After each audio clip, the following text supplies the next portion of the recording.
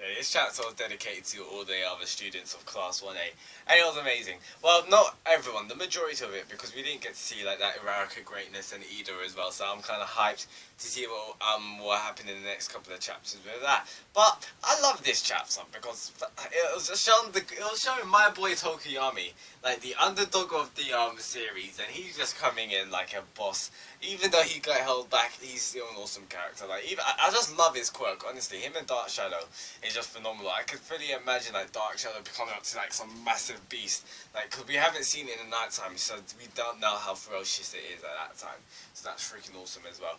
And the teachers are like, what I want to talk about is All Might. All Might has definitely got a chill because Recovery Gale said it himself. If All Might was been a little bit harder, Deku's back, like his lumbar was just being broken. I'm just like, you can see Deku just like lying down with his hip upwards. I'm just like, yo, Deku's in much pain. And All Might doesn't even say sorry. He's just like, and then walks away and takes Bakugo. So that was quite funny to see. Like, I'm still hyped from last week's chapter. It's that mad. I'm still thinking about the greatness from last week. So well, I honestly do love what All Might says. All Might's words are always on point. Like, he was just like, Bakugo, my boy. When he says my boy, I'm just like, oh my days, he's such an awesome guy. Like, he was just noting how, like, Deku will be strong, because Deku's hobby, he just loves analysing and jotting down people's strengths and weaknesses and all that kind of stuff, and he's just like, he was like, oh my, you'll be strong someday. And then he was just like, and you, my boy Bakugo, even more so. I would honestly love in this series if Bakugo would actually topple Deku. Like, I wouldn't be surprised if Horikoshi would have put, like, for example, if it was like the ranking of their hero, I wouldn't be surprised if like Bakugo was number 1.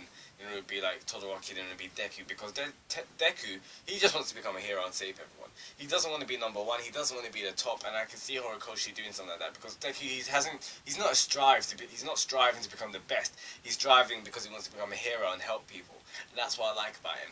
And what I definitely loved in this chapter was the greatness of the other characters, because we got, this is what I love about Boku no Hero. Horikoshi, he puts the spotlight on everyone else.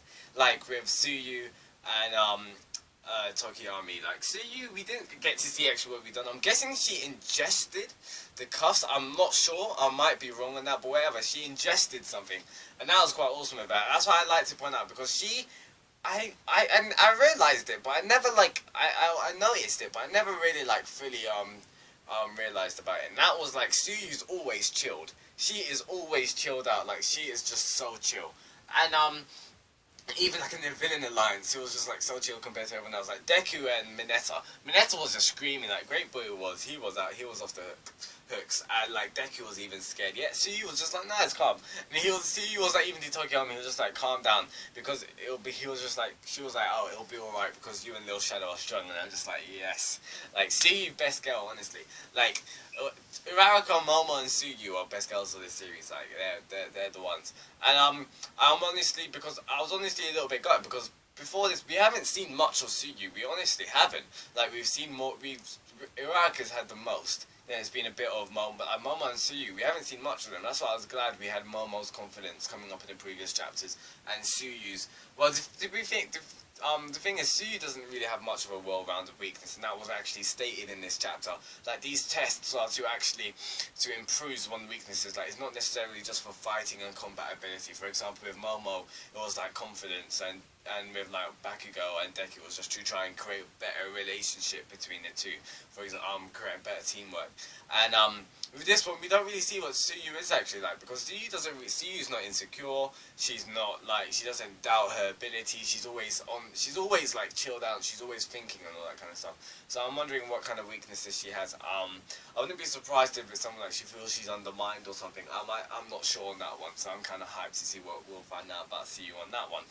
And that was great. It's like Exoplasm, he's just a beast. The massive clone which comes out and just like to attack you. I was just like, yo, what's it even called? It's like Giant Infernment, and I'm just like, oh freaking hell.